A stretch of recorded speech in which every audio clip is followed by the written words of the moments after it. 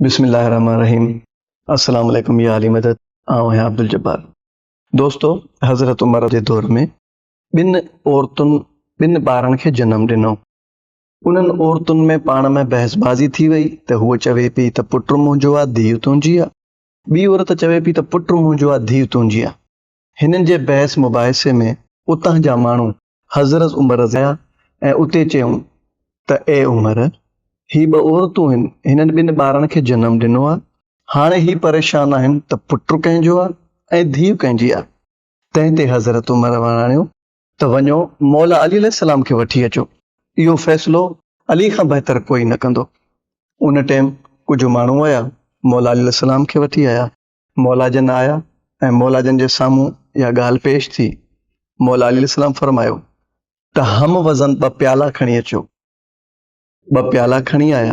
मौला फरमायो त पर्दो ॾेई करे ॿिन्ही औरतुनि खे चयो त हिननि में थोरो थोरो खीर विझनि।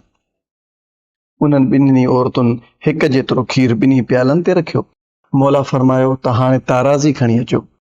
जॾहिं ताराज़ी खणी आया त पहिरियां हिकिड़ो वटो रखियऊं, उनजो वज़न वधीक थियो। ॿियो वटो रखियऊं, उनजो वज़न घटि थियो। मौला अली अलैहिस्सलाम फ़ैसिलो कयो त जंहिंजो वज़न वधीक आहे उन औरत जो पुटु आहे ऐं जंहिंजो वज़न घटि आहे खीर जो, उनजी धीउ आहे। तंहिं ते काफ़ी माण्हुनि ते चयो त या अली, ही फ़ैसिलो तव्हां काॾां कयो आहे? मौला फरमायो त ही फ़ैसिलो मां क़ुर पाक मां कयो आहे। त उन्हनि चयो, छा क़ुर में इहा आयत आहे? मौला चयो आहे। कुझु माण्हू विया, वञी पंहिंजे घर में क़ुर पाक खोलियऊं, सॼो क़ुर पाक ॾिठऊं त क़ुर में त खीर वारी आयत ई न आहे।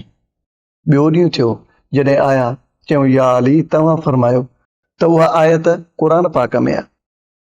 असां सॼो क़ुर पाक ॾिठो आहे, असांखे सॼे क़ुर पाक में खीर वारी आयत नज़र न आई आहे।